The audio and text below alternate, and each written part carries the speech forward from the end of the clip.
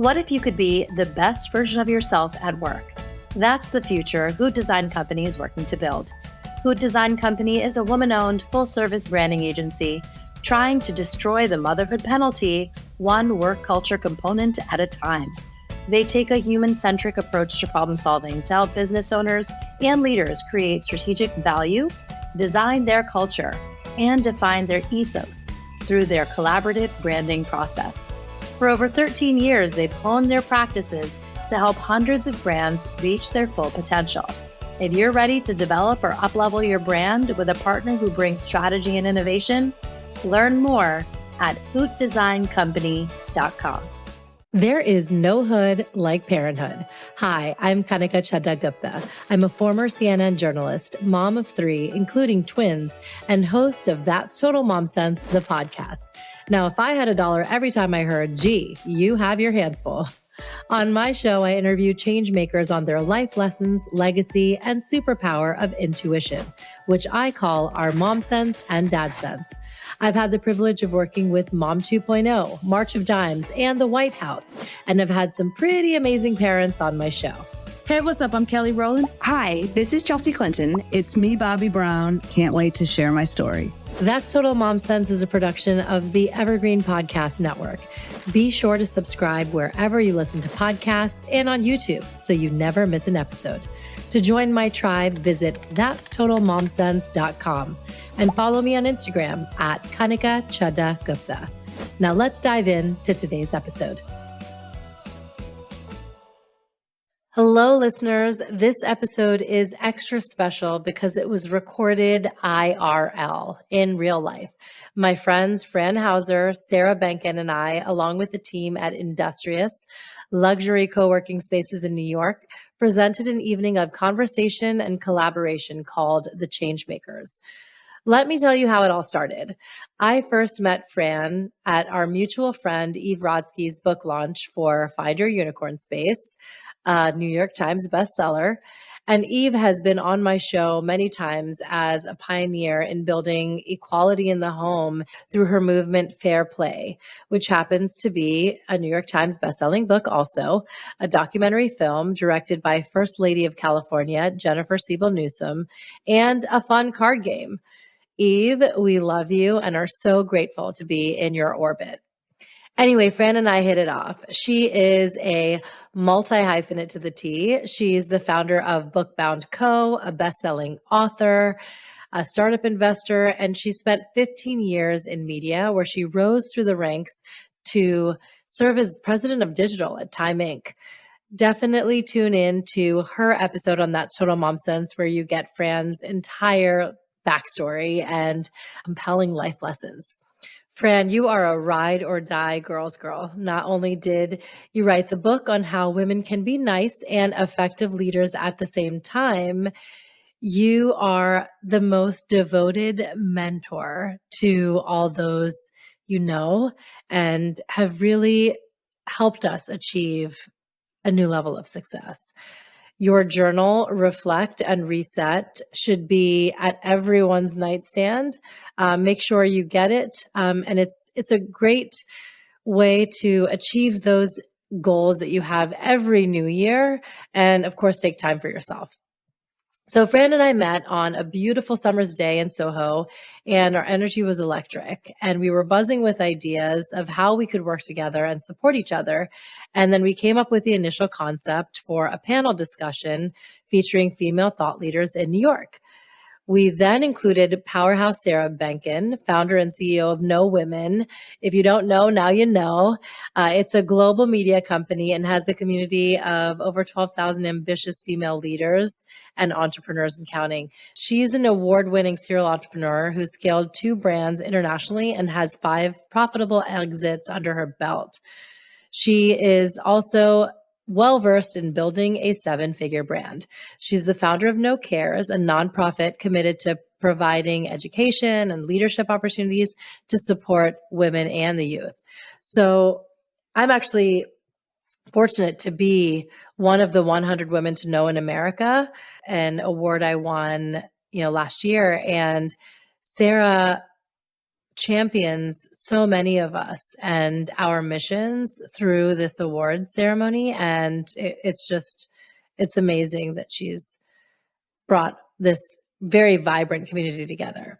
So Fran and Sarah and I put our heads together and recreated the most magical evening centered around a panel discussion with three incredible women, Nina Davuluri, Tabitha St. Jacobs, and Lisa Mayer. Without further ado, I am going to take it to the live feed of our Changemakers event. Enjoy. And we have the most amazing sponsors, and I want you guys to stand, actually. I have a list. Lynette, she's so mad. Look at her. All right, hold on. Industrious. Chrissy is right there. Amazing. Thank you, Chrissy.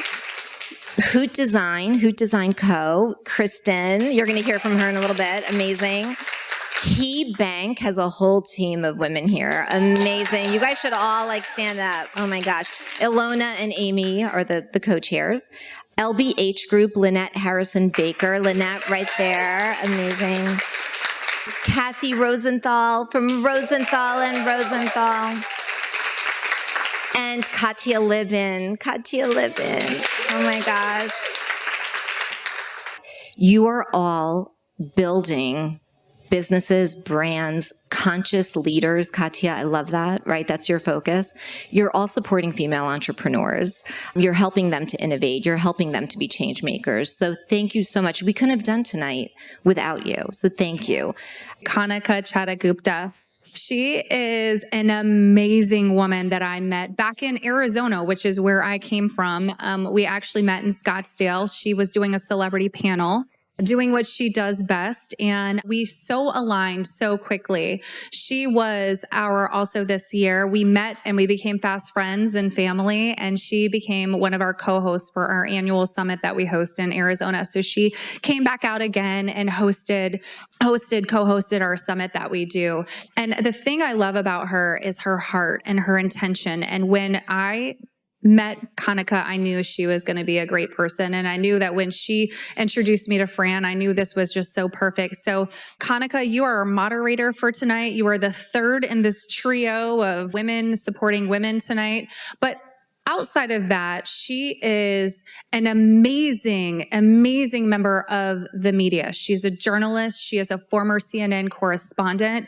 She is a host and a speaker all over the country. And she is the founder of That's Total Mom Sense. So Kanika, please come up here and take it from here, sister. Thank you. Thank you all so much. I'm going to just take this in. This is quite the moment and audience. I'm so happy to be here. Thank you to Sarah. Sarah came all the way from Phoenix, y'all. I had to say y'all. I am so glad that you made the trip out here and you are part of our trifecta. And this coffee date, how many coffee dates do we go on in a month? Just yell out a number. 5, 10, Zooms. This coffee date is this right here. Can you believe it? That's what it takes. And we're hoping that this is something that culminates for all of you. You're going to make connections and friendships and collaborate and go on coffee dates of your own. And we can't wait to see what comes out of it. It's really, really exciting. I wanted to share a quick story. So the change maker in our life is our mom. It's going to get me emotional, but it's really just a driving force for why I'm here.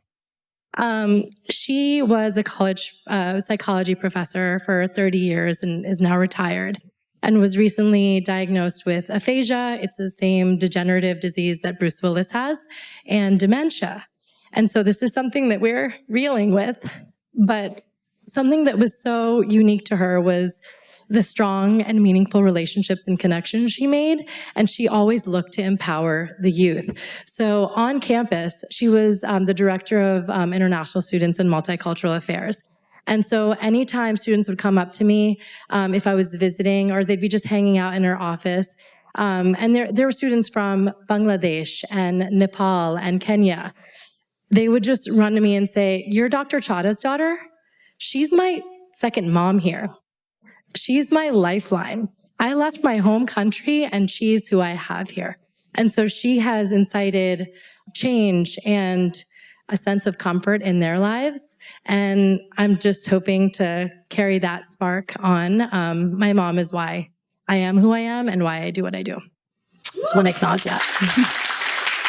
That was also kind of the impetus for why I started That's Total Mom Sense, kind of paying homage to our moms and our built-in sixth sense, our intuition.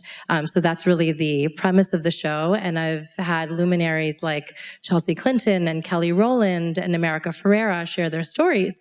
And it's great to hear them, let loose and share those like life lessons that they've gleaned from the women ahead of them, because I think that's what like really bonds us all and what we want to carry forth as we raise the next generation.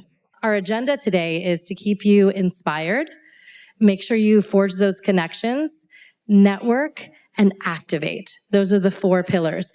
We want to have you just kind of marching out of these doors knowing that I know exactly what my life purpose is, and I'm so glad that I have a crew of women to back me up.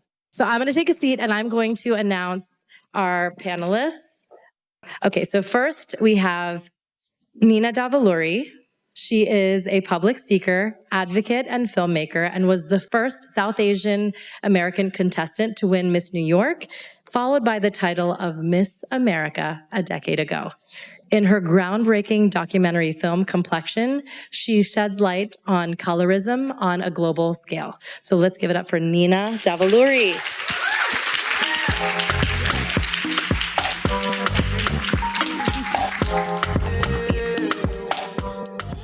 And next up, we have Tabitha St. Jacobs. She is a Trinidadian American mom, a respected writer and activist, taking on women's rights, racial justice, and anti-racism. She was a pioneer in the Women's March on Washington and led its youth and family coalition called Empower. She also led a team of youth lead 2.1 million students do walkouts demanding for safety from gun violence.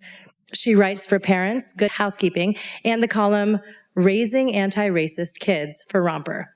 And fun fact, she is a designer who believes in zero-waste sustainability and celebrating the roots of Black fashion. Tabitha St. Jacobs.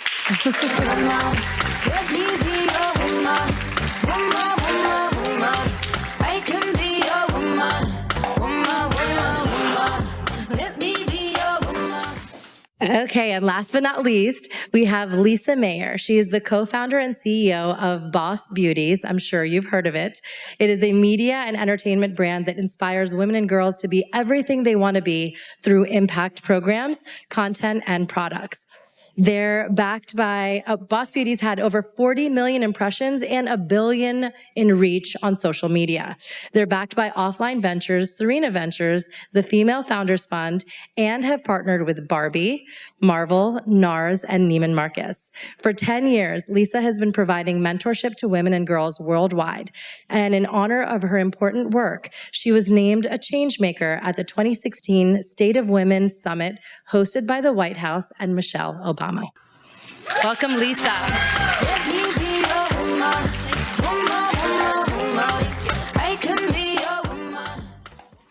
Tell us how you've disrupted in your industry and you're seeking to drive change in society at large. Hi, everyone. It is just so wonderful to be here, and thank you to all the hosts and sponsors just for making this night possible. I feel like we talked not even a month ago, and for this to come together so quickly just goes to show just how needed it is. So I thank you all for sharing the night with all of us. A little bit about my story. It's interesting. I think earlier, one of the questions I've been trying to answer for myself, it's been a decade. It's been 10 years since I won the title of Miss America. I won in 2013, and I was the first South Asian to win the title. And I'm actually working on my memoir now. And I've been asking myself the question, how do you become something when you don't see it? I do believe we have to see it to believe it. And as I try to unravel that thread with my, just for myself, I think the biggest thing is, I think we all just know to have a knowing inside of us. I think if we really think back, close our eyes, that first knowing of, I think I'm meant to do this, or I think I might be good at this. It's actually that knowing that I think we're meant to follow, or at least that's what's proven to be true for me. And for me, I always knew from a young age that I was meant to use my voice. I did not know how that was going to be, and I know that you can use that in very many different ways. And so I think Miss America was one avenue that I found to be able to use my voice.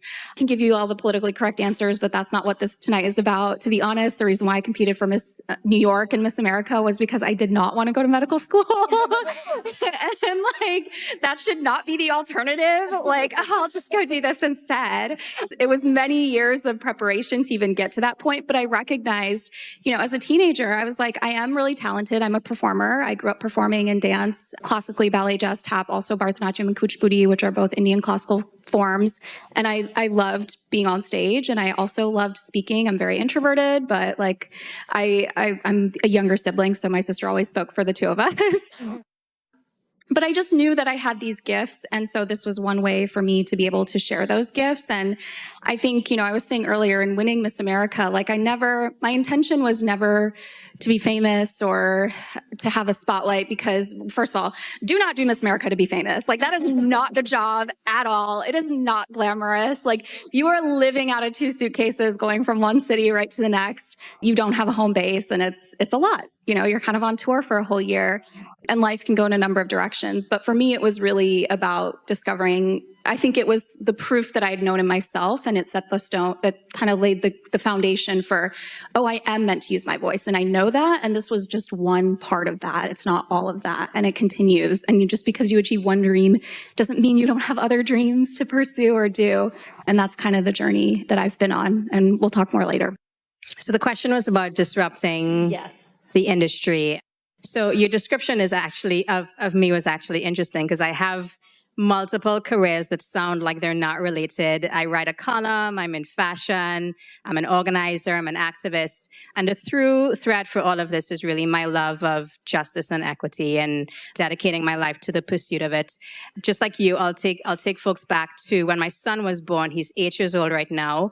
When my son was born, he had very pale skin, bright blue eyes, and wavy brown hair. And in some cultures, he was perceived as white. He's a white passing child.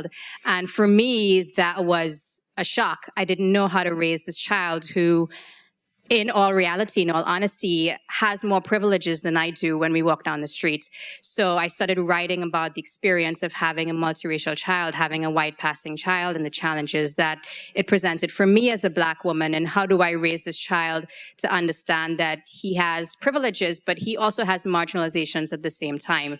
So that journey of writing started when he was very, very young, and continued forward to my column, which is raising anti-racist children. So fast forward to 2021, I was working a pretty comfortable salaried job as an executive in the nonprofit world.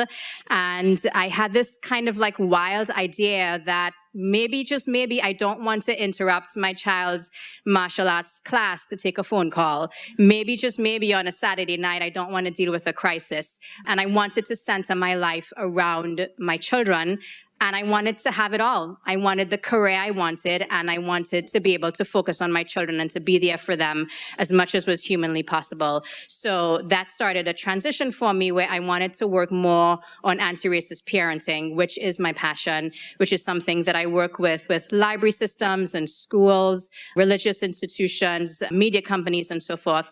And at the time, I had one client. At that time, I had one outside client, and I kind of left on a whim. And I wanted to disrupt this idea that women cannot have it all. And I know there's all this discourse about, we shouldn't strive to have it all, and it's all a balance and it's all a flow. And I think the reason that we don't have it all is because we don't have the support we need. I think that if we had the supports we needed from the government, from our bosses, from our spouses, from our family, then we would be able to actually have it all. And why shouldn't we? Why shouldn't we have it all? So that really started that journey for me of wanting to be my own boss and wanted to have more control and say over my life. And I'm happy that at this point in my life, I mean, it's all an ebb and flow for the moms in the room. You know, sometimes you're able to be more present with your kids than others. But I'm happy to say that at this point in my life, I have the career I want and I'm able to be present with my kids as much as possible. When I'm not able to be there with them, their dad is with them and I have the support that I need. But I want to encourage you all, for the bosses in the room. I love what I think you were talking about providing the supports for parents in the workplace, because it's such a critical thing. We can disrupt the industry how much we want, but if the industry is not ready to be disrupted, there's only so much further that we can go. I love what you just shared. And so for me, how I'm disrupting the industry that I am, my company Boss Beauties is a media and entertainment brand. Where our roots are and where we started is in the Web3 space. So my company actually started originally from an NFT.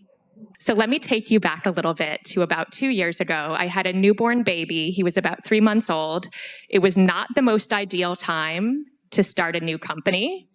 I was running on no sleep, breastfeeding throughout the day, just running on adrenaline purely. And I saw what was happening in this Web3 space. Quite frankly, I'll be really transparent. I saw someone that had launched an NFT that sold for $69 million.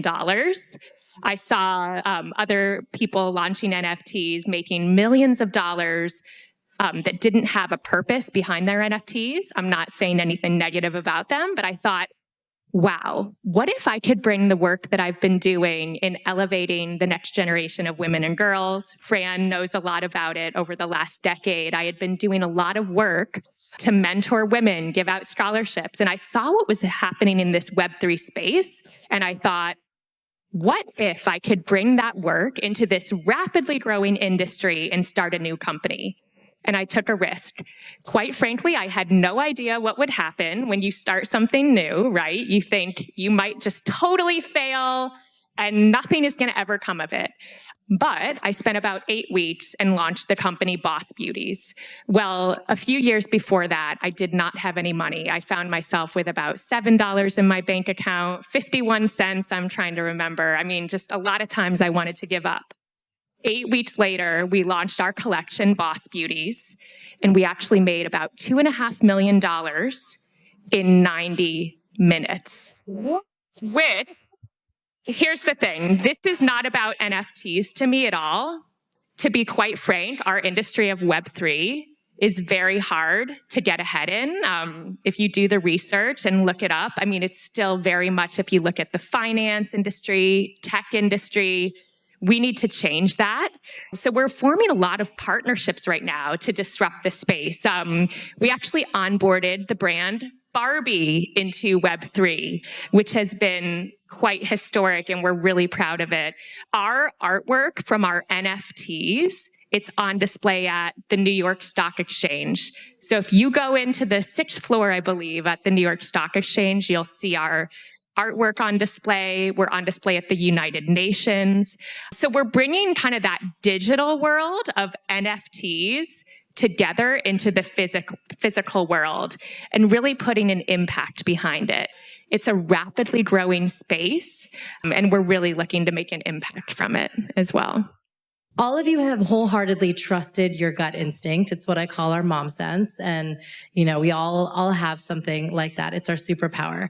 When was a time that you can pinpoint where you trusted that intuition of yours, no matter what anyone else said? Oh my goodness, every step of the way. Even from Miss America, like my parents were like, why are you doing this? Like, what are you really going to get out of it? You're going to lose your focus. There's so many directions your life can go in. Person I could call to be like, hey, what did you do? And other former Miss Americas did very different things that I was not looking to do, frankly. But yeah, there were I just didn't know. You know, it's also an experience where your life changes overnight. So you're kind of thrown into something that you were never prepared for. You hope for it, sure, but like the reality of it is very different. I am an activist. That part is truly in me, but like there's many sides to all of us. We're not just one dimensional. And so as far as my activism, I had immediately started working with the Obama administration. I'd worked with the White House API initiative, Michelle Obama's campaign, Let's Read, Let's Move. I have a feeling we were probably in the same room at some point in 2016. I'd done a lot of work there. I thought I was going to get my MBA in public policy degree, and then the 2016 election happened. And no one told me, maybe I was very naive, that when one administration turns over to the other, everything you do goes out the window. Like, I was like, policy doesn't last forever. Yeah. And like, we've seen both sides of that for better or for worse right now. And so that was just a minute where I was like, what am I actually going to do?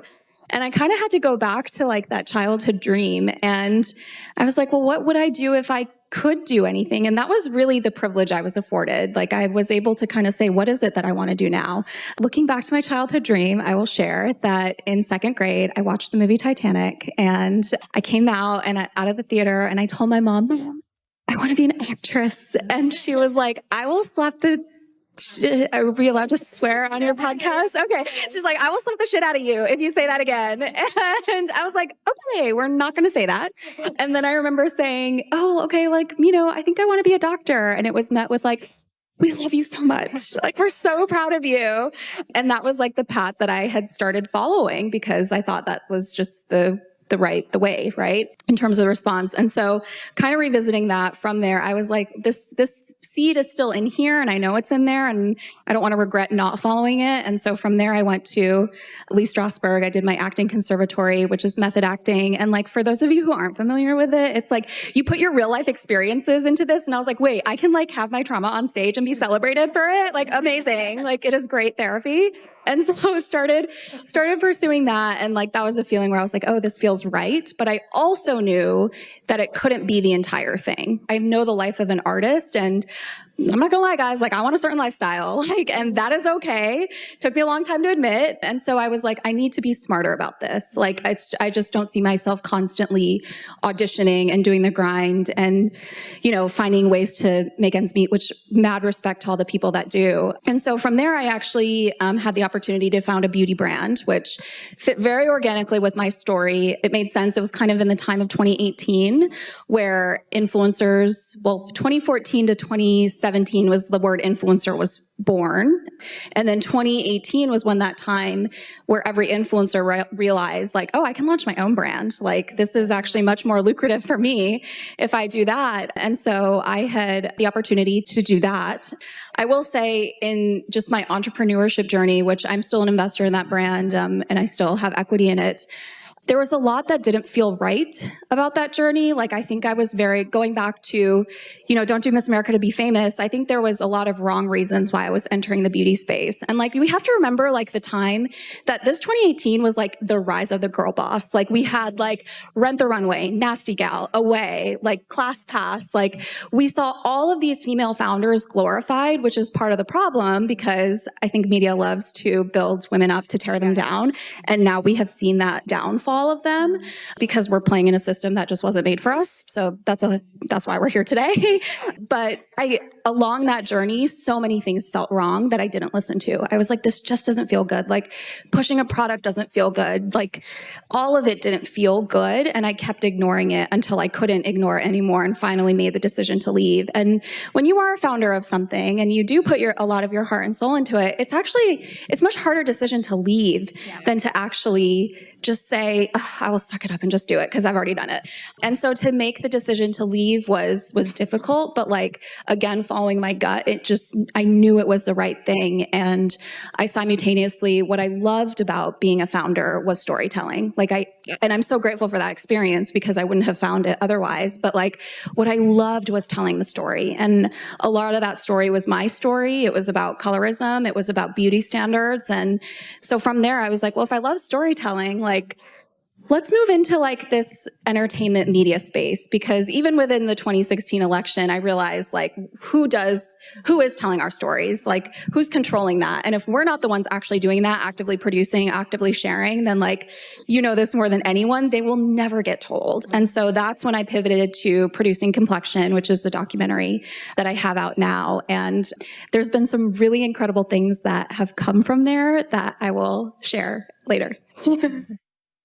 When was the time you trusted your gut? Yeah. And I'll talk about launching a sustainable fashion company in 2012. Ever since I was a little girl, all I wanted to do was make clothing, was to be a fashion designer. And growing up in Trinidad and Tobago, that's not a realistic vision or goal to have. There's no path to that. Now there's been a lot of work done, but when I was a child, there was no path to that. There was no path to a creative industry, to a creative career. So I sort of put it on the side, you know, went to school, studied psychology and so forth. And then when I was 25, I sort of like had a quarter life crisis and was like, what do I want to do with my life? What do I want to be? And being in New York City, I was like, well, I can go to FIT and study fashion design. And right out of college, I got a job working for a really amazing corporate fashion house. And somewhere along the line, working in that fashion house, I realized that designing clothing was actually a very, very small part of working in corporate fashion. Mm-hmm. That most of it was like any other job, crunching numbers and following directions and running errands and so forth, which was fine for me. But I was a little bit of an older student, and I was like, okay, I really need to work at making my dreams come true. So at that moment in time, I had all these voices around me about what I should have been doing with my life at that point in time, how much money I should have been making by that point in my life. And I started seeking out my voice at a time when I didn't even hear it. I started thinking about, okay, what do I really want to do before I was even connected with my voice? Because there was all this noise in my head, and I had to do really deep searching. And I asked myself a similar question to you. What would I do with my life if money was not an issue? And for me, money has always been an issue. I grew up really poor in Trinidad. My siblings, my brother, my sister and I shared a bed. We kept our clothes in a garbage bag on the floor. So I have the trauma of poverty baked into my body. So money for me has always been an issue. So for me to ask myself the question of what would I do if money wasn't an issue was such a radical thing for me to actually think about. And I decided I wanted to start a fashion label, and I didn't know how. If any of you have been to fashion school, it does not prepare you to do the business side of fashion in the least bit. And I didn't know how to start a company. I didn't know how to run a company. I didn't know any of that stuff. All I knew was that I loved fashion, and I had this vision that sustainable fashion was the way of the future. We can't continue pumping poorly made clothes that's made out of material that harms our bodies and the environment continuously. That's not a long-term plan for this world. Mm-hmm. So I started a fashion label with a crowdfunding campaign, pretty much begged people for money for like 60 days straight, and started a fashion label and was doing sustainability at a time where people assumed that sustainability was crunchy and like boring and like not interesting at all. And now that's so much different. There's so many innovative, beautiful brands doing incredible things, like Mara Hoffman, who made my suits today. But at that point in time, there were all these misconceptions about sustainable fashion.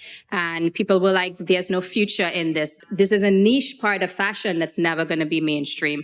And I had to really dig deep to connect with my voice and to be like, I believe that even if this isn't going to make me the richest person in the world, it's going to help me sleep at night knowing the fashion that I'm doing is actually helping the world and not harming it. So I started my fashion line, and I've been able to show during New York Fashion Week, sell in stores all over the country, do some really incredible things. And fashion also led me into the Women's March movement, which I'll talk about later on in the panel. And if it's one thing I want you all to leave with today, is that even if you don't hear your voice, your intuition, your mom sense, whatever you want to call it, give yourself that pause, give yourself that moment to just ask yourself the right questions, and it'll come to you over time. It'll definitely come to you over time, because the more that we're connected with that inner voice is the more we're connected with what the universe wants for us and is channeling towards us. For me, trusting my gut or my mom sense, as you mentioned, it was also kind of making a pivot and ending a previous chapter to start a new chapter. So it was really with starting my company, Boss Beauties. For 10 years, I had been really building that and bootstrapping it and didn't have a lot of capital. I didn't have a large team, but at the heart of it, it was the mission behind it that really woke me up every single morning. And I had that $7 moment. And Fran, even a few times I shared with you, times it was really challenging when I was starting my previous company. Trusting that gut was really telling me that chapter, perhaps it wasn't going to work in the way I had imagined it. And I had to make a change and actually end that chapter and start a new one. And so I made a pivot. And at the end of the day, that pivot actually brought me back to the original mission that I started with. What it did is it just allowed me to have access to more capital, incredible investors. I was trying to raise capital for a long time for my other company, and I wasn't able to do it. And now by making that pivot, have been able to bring on Serena Ventures, having Serena's VC as one of our investors, incredible board members. So I think trusting that gut, it was really scary. I had to close that door. I had to say, maybe this isn't working. Maybe I'm failing right here, but I'm failing so I can succeed. But trusting my gut was telling me to close that door and start a new chapter. Wow. Thank you. Oh my gosh. And I feel like all of these moments were so formative for you because they gave you that clarity that you needed. And that's why you do the work that you do now. So Nina, tell us about, you were a pageant title holder and you're a documentary filmmaker, and you've navigated different realms of media and entertainment and culture. And now you have used that perspective on reshaping your identity and our beauty standards. Tell us about how that happened. So one of the things I always grew up with is the idea that the lighter skinned you are, the more beautiful you're considered is very prominent, and that's called colorism in our culture. And so from a young age, I grew up hearing, don't go out in the sun, you're going to get too dark, or you'd be so much more beautiful if you're a few shades lighter. I was born in America, but my grandparents raised me in India from when I was 6 months to 2.5 years old. So I grew up going back to India every summer, and you would hear these comments. You would see ads for Fair and Lovely, which is the hero product in terms of skin whitening products. And here, growing up here, obviously the beauty standard is to be tan. And so whenever I would go to school, I grew up in Oklahoma. I thought I was Native American for the longest time. But whenever I would go to school, people would say, oh my gosh, your skin is so beautiful. Like, you're so tan. I wish I had your color. And so from a young age, I always knew this dichotomy existed. Like, oh, tan is pretty here, but fair is pretty in India. And I almost always wondered why. Like, the seed was already planted and hearing these things. But it really did affect me because at 8 years old, I went to a dermatologist because I had a patch of eczema on my skin. And it was over the summer when I was in India. And he gave me a cream to put on the eczema. And he said, and I looked at him and I said, can you give me a cream that will make me lighter? And I was 8 years old because I bought into still the advertising, right? It's the marketing that makes you want these products because they're selling you all these amazing things, right? Like, you're going to feel confident and beautiful and successful and blah, blah, blah. And we all know that. We've all bought into it. I have bought into it 110 times. Believe me, I'm the first one to be like, yes, I need that.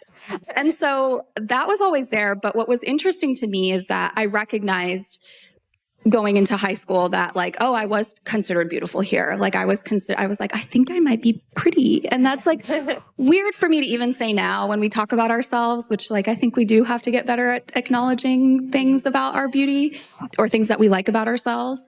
With Miss America, the morning after I won, I remember I woke up to a headline. I was scrolling through my Twitter feed because this was when Twitter was in its heyday in 2013.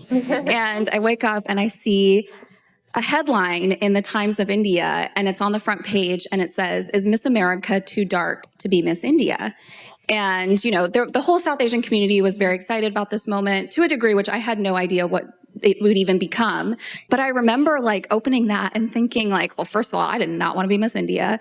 But second of all, like more deeply, I was just like, really? Like the answer to the question is no. I would have never been Miss India. Like we've never seen anyone darker skinned, not only in India, but like in Bollywood, in mainstream, I would say advertising within India. Like it is part of the culture. You just don't see people with my skin tone or darker.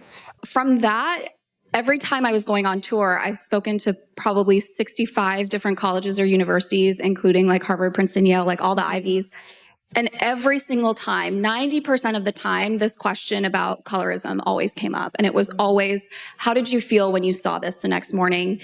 Or my parents say this to me, they say I'm not going to get married, or like my aunts and uncles, like everyone had trauma around this. And I was primarily always speaking to South Asian Americans. And so the fact that this existed here when our parents moved to this country to obviously have a better life than they had, we're still bringing these old archaic ideologies into our upbringing and culture now and community here. Like that's not leaving us, which that was really what bothered me the most. And so unpacking that, I was like, oh, I'm definitely not alone in this. And like my friends are doing this too.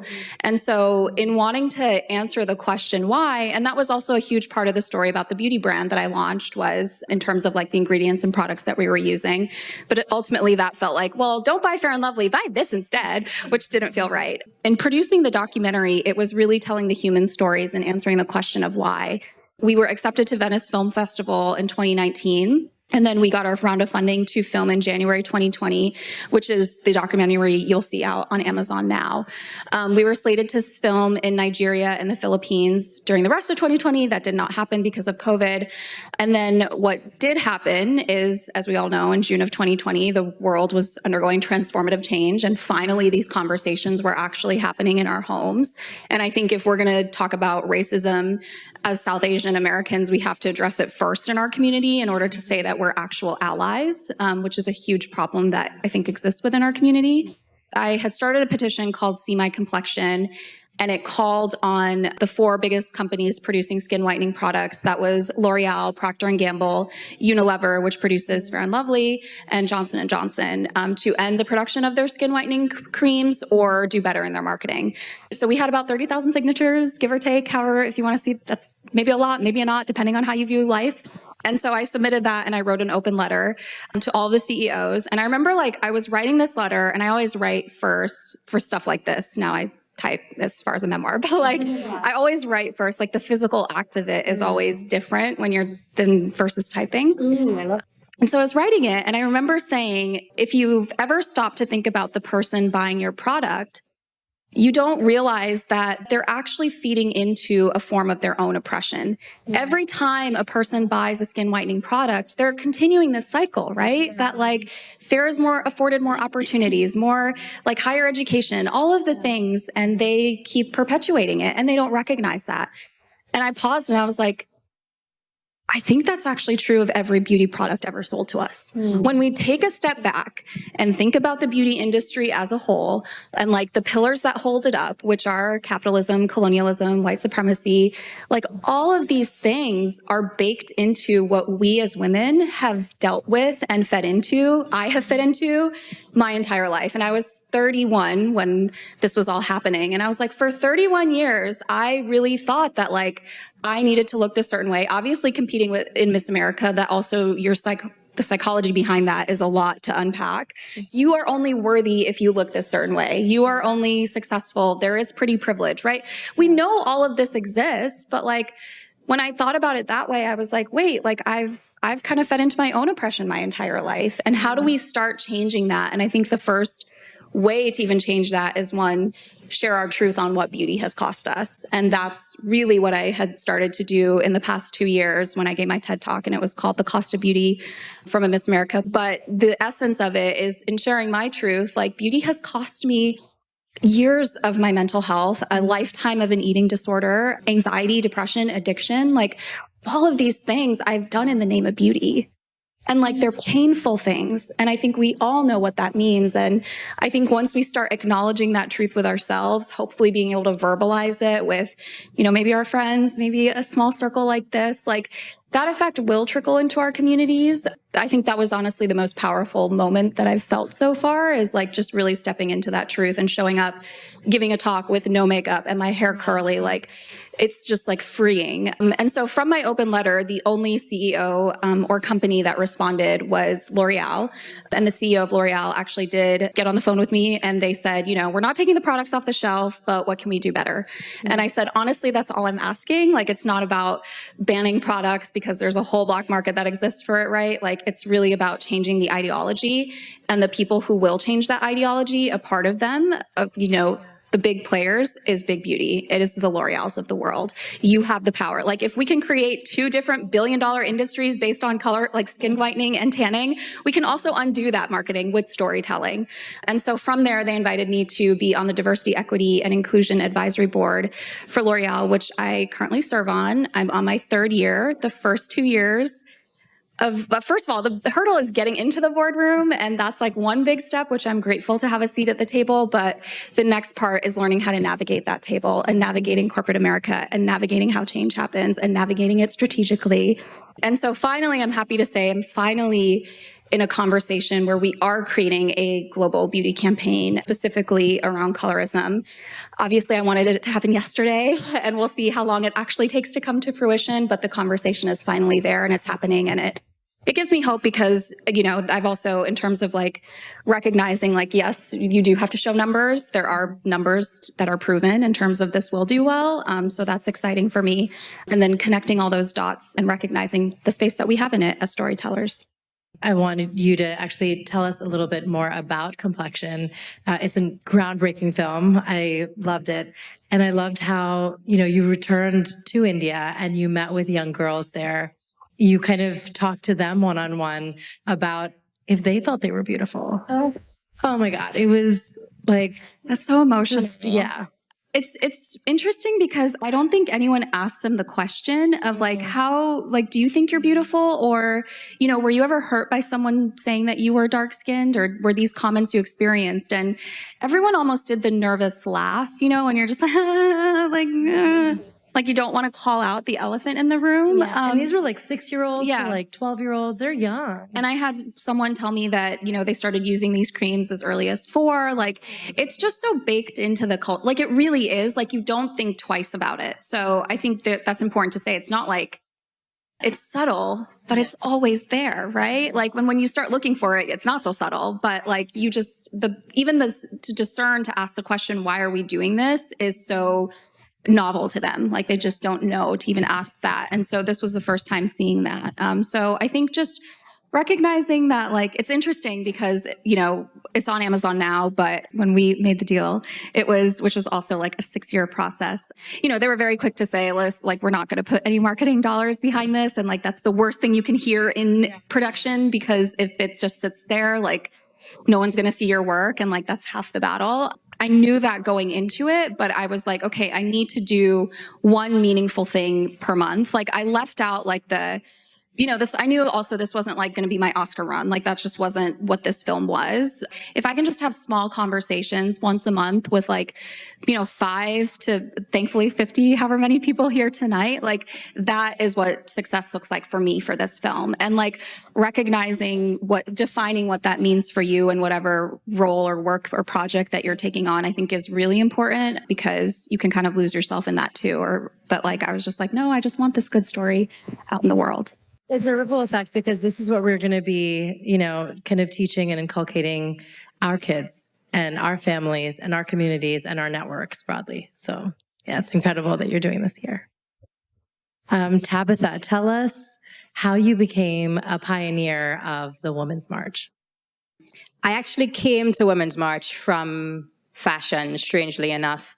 Like so many people on that fateful day in 2016, I was scrolling the internet that night, and I saw one of my friends from the fashion industry. She had posted about a march on Washington for women, and I reached out to her, and I was like, do you all need help? Because at that time, it looked like it was predominantly white women that were organizing this March on Washington for Women. And I knew that any feminist movement, any movement that involved women needed to center Black women, needed to center women of color. I reached out to her and she wrote right back and she was like, yes, you can join. It's a little all over the place right now. We're just all doing what we can, but yes, you can join. So I joined the movement on day 2. So the day after the election.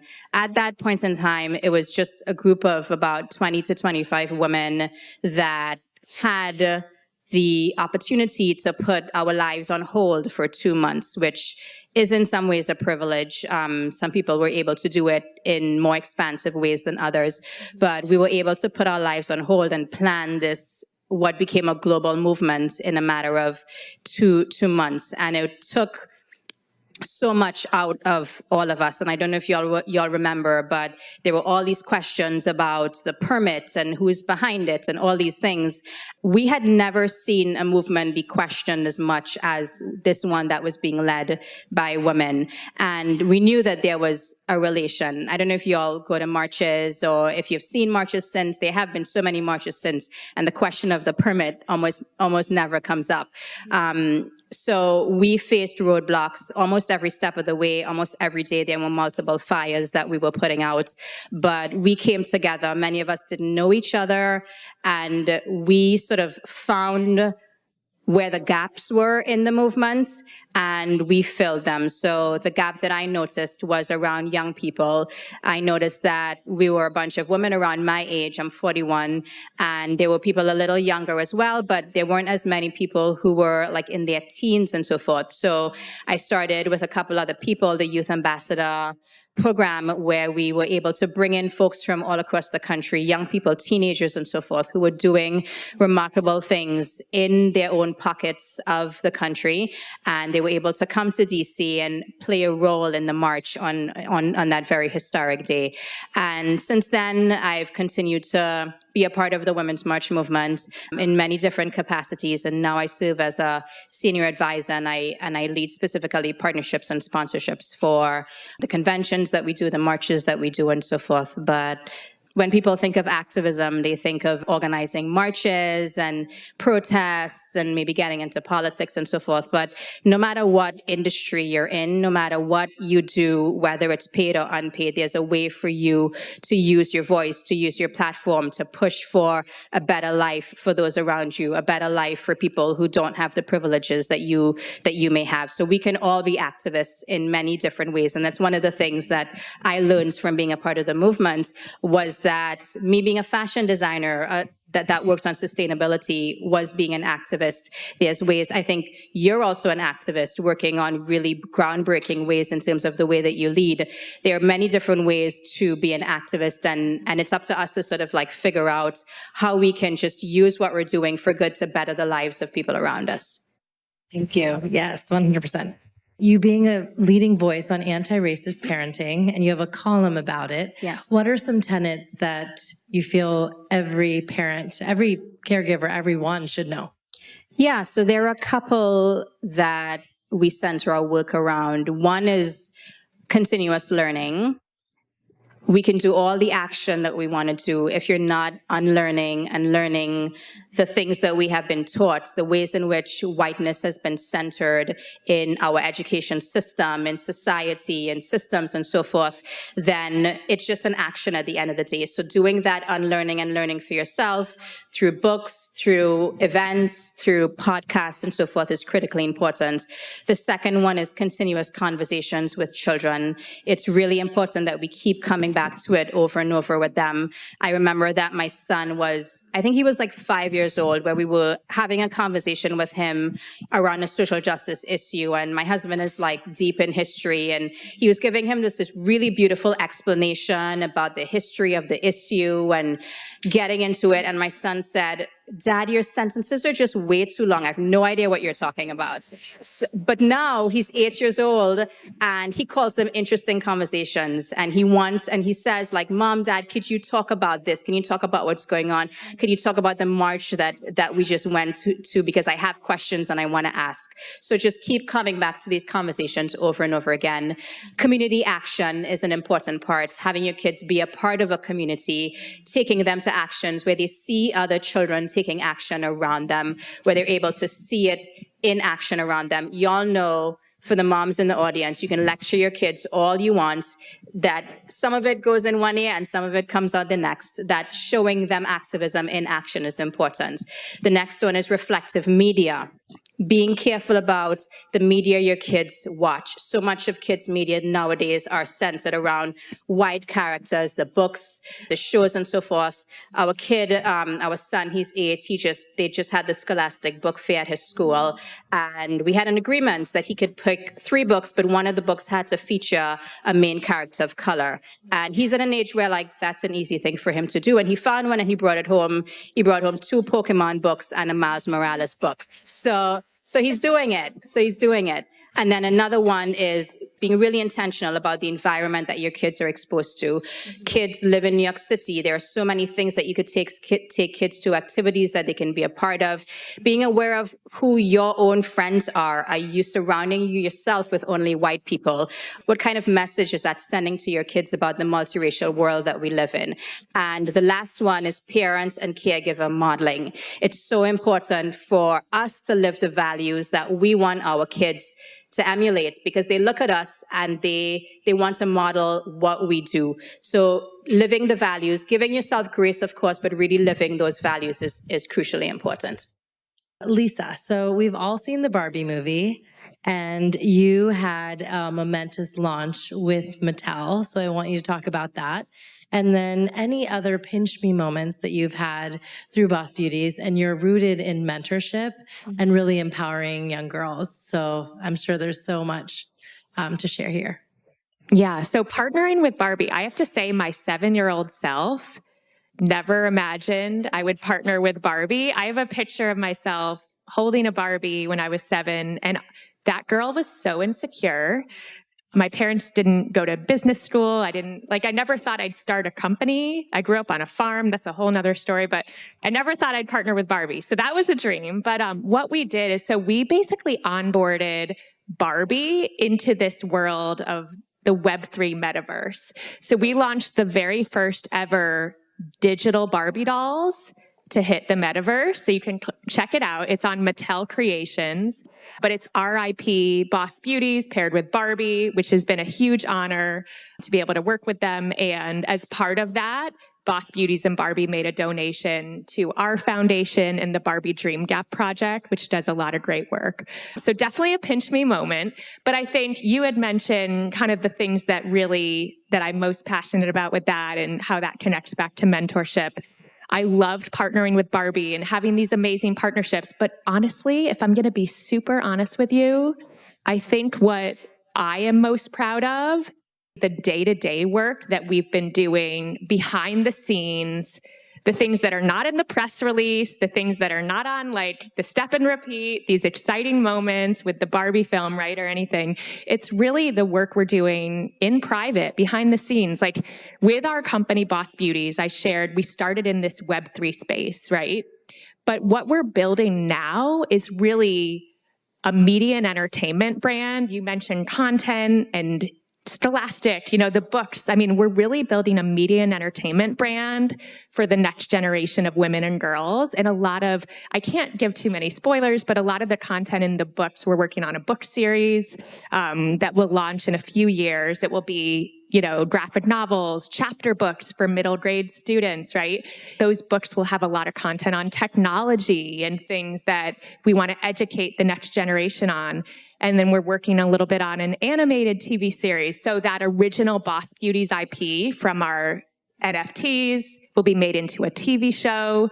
So there's a lot we're doing, but I think everything we do behind the scenes, we want to really have our mission go through every little piece, right? So for instance, last January, we hosted a paid internship where we brought in students from this organization, Breakthrough Tech. It's a paid internship, so women and girls most of them are first generation college students to go to college, the first in their family to go to college. We host these paid internships where they get to actually build things that we're going to launch. So maybe it's that coming up with things for that novel, or, we're building an app. They'll get to actually help create some of that app this January, being a part of making products that will actually come to life and being paid for it. I think that's super, super important.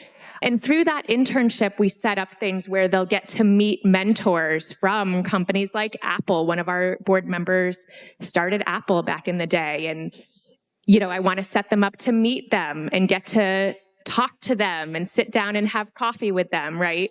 And present their project to different executives, investors. So I loved that we got to partner with Barbie. And I think those are the things that are exciting, right? When you're a founder, 99% of the moments are not those Barbie exciting, glamorous moments. 99% of them are those moments where you're just like crying your eyes out, or you're behind the scenes, you're, working on something that's not very glamorous. And I think that's really what drives me with our company. So. That's so inspiring. Thank you. Let's give it up for our Changemakers. Here's a little gift from us. Gifts for you all. Thank you so much. We also want to let everyone know, too, that proceeds from tonight's ticket sales and our sponsorships actually went to their causes. So this is a pay it forward event. We let them pick 3 causes that they firmly believe in and how they're going to amplify and continue raising the voices of women. So we are so honored to have you here tonight, and we're just so, so thankful. So thank you so much for being here. Okay, so moving forward, just to kind of wrap things up a little bit, when Kanika told me about her plans with Fran and what they were devising, I knew I had to be a part of this one way or another. We also knew that we wanted to bring together one of my national partners, Industrious, which is, again, where you are being housed tonight.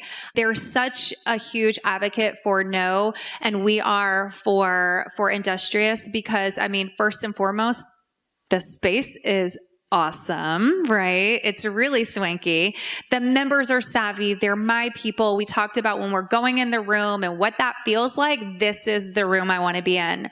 They provided also, of course, our food and our non-alcoholic beverages. One Hope, who's not here tonight, is also another national partner of us and of ours, and they provided all of the wine, which there's plenty for you to sip on after we wrap tonight. So, Chrissy, I really would love for you to share a little bit about Industrious. You also all got notebooks when you walked in, and if you didn't, make sure you grab one. But share a little bit about Industrious. I know you have a trial something too. Yes. Thank you. Thank you so much. It's such an honor even to hold a microphone in front of this amazing group, and to have you all here is such a privilege and honor and a treat. If you saw me on my phone, it's because I just followed you all on Instagram. My colleagues and I, we just have really been absorbing everything that you're saying. We feel so inspired. I've been with Industrious for quite a long time. So I'm one of New York's general managers. I oversee New York City and New Jersey, just under a decade. We were just a few of us in the beginning. And when I started, I didn't have an experience with real estate or hospitality, but I loved our founders, and I've continued to feel really inspired by the team we've hired and the members in our spaces. So we're a real estate company, hospitality company, but really we align with community and connection. And I live for moments like this and having everyone in the space just like this. If you're familiar with co-working or you're not, it's a premium provider. So this spread is actually something we do every single day in our spaces, every single week, kind of defining the workplace. We take food very seriously as well as community. So we're really excited to offer a trial week for everyone here. We'll email you the details. Yay. You're so welcome. so welcome. We'll put my email on the, on the information. So feel free to reach out, ask any questions. We're really excited to host everyone back in our spaces. We have 20 across New York. I'm here to answer any questions too as the evening wraps up. I think we're not allowed to say like favorites in the company, but I'm going to capitulate and say that this is definitely my favorite event I think that we've hosted. So thank you all again for coming. Thank you, Sarah. Thank you so much for hosting us, and to every single sponsor and partner and Fran and Kanika, and just for allowing me to be here. I don't know about all of you, but I am so inspired.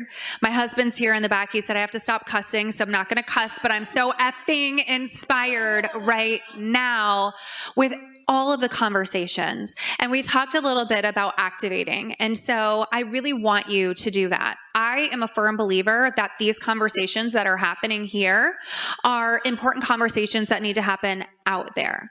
And I was moved in so many ways about all of the different things that you all spoke about. And I mean, $2 million in like 90 minutes? Wow. I mean, incredible, right? But the stories that these women have and the stories that all of you have really do deserve to be told and shared. So I hope that you will use tonight as a launch pad for you to do more amazing, great things in the world. Inside of your notebook that you got, or in your notepad that you have, there is a nomination form for 100 women to know in America. And we are actively soliciting nominations for the top 100 women to know in America. Like I mentioned, Kanika was one of them. I hope all of you will be nominated. And Katya is one of them as well. And I hope that all of you will be nominated. I hope you nominate yourself. And I hope you nominate thousands of women to partake in this award. It's such an important thing for me, and I think for all of us here, to continue to spotlight the women who are doing amazing work. And our awards are very different than some of the other organization awards. They're not just about how much you make or how long you've been in business or whatever. We look at the whole person. And one of the questions that we asked during those panel interviews is, what are you doing to build the community? What is your impact? Because that, first and foremost, you can make hundreds of millions of dollars, but if you're not pouring back into your community, then I'm sorry, I cannot honor you, because that is what it really takes to continue lifting up the next generation. So please take it seriously, nominate. There's a QR code, and everyone also has a free membership with No. If you're interested, I want to connect with every single one of you, and especially as we look to launch our first and biggest New York City chapter, I hope to see every single one of you again. So please, and thank you so much for being here. Fran, stand up. And Kanika, thank you so much. Pictures. And there's conversation starters in your book. There are conversation starters. So we thought that networking is not always easy, especially when you go into a room of people that you may not know. Basic things like, what are you doing right now? Or what are your goals? Or how can I help you? One of the things that I value and love so much when I'm entering into a networking room or a space is to ask about the person. Care about what they do, because whatever you do and whatever you give, one, it'll fill your bucket, because we know when we're giving, we're receiving as well. But when we give, then ask, it always comes back. So again, thank you, ladies. If there's anything that we can do, I know all three of us, all 6 of us, we're here to help and serve. And there's lots of food and more booze as we wrap up. So have a good night. Thank you. Thanks for listening to this very special live to tape episode.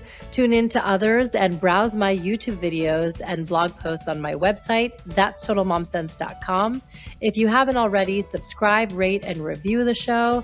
It helps a ton with the algorithms, and I love to further those in my community with really compelling content. So share it with all your friends. If you have suggestions for events or topics or guests that just have to be on the show, write to me at that'stotalmomsense@gmail.com. Remember, always trust your mom sense and dad sense. Stay strong, super parents. I'll see you next time.